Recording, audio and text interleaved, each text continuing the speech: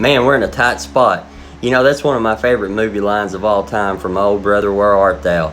You know, and being from the South, you know, I like to watch movies where we're kind of poking fun at things that we say and different colloquialisms and all that kind of stuff. And that was one of my favorite movies. But, you know, it got me thinking, that's why most of us come to faith, you know, or say that we're going to come to faith. You know, that's when everybody wants God, is when they're in a tight spot and everything's breaking loose around them and you just don't know where else to turn. You know, and there's nothing wrong with that in and of itself, but see, there has to be more to it than that.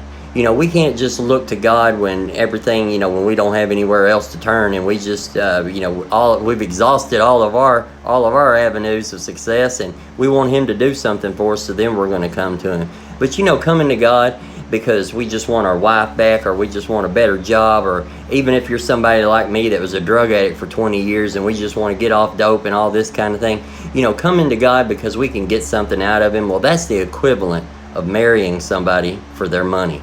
We just want something from them, not them for who they are.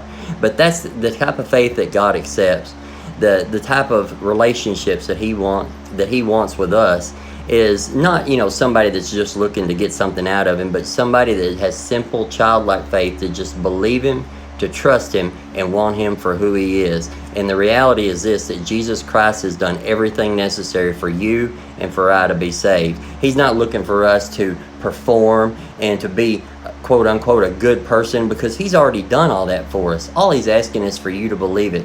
You know, Paul, he was writing in Philippians, and you know, Paul was one of the Pharisees. As he said of himself, he was a Pharisee of the Pharisees. You know, touching the law, he was blameless. Not even God could find fault with Paul as regards to the law of Moses, because he kept everything to a T.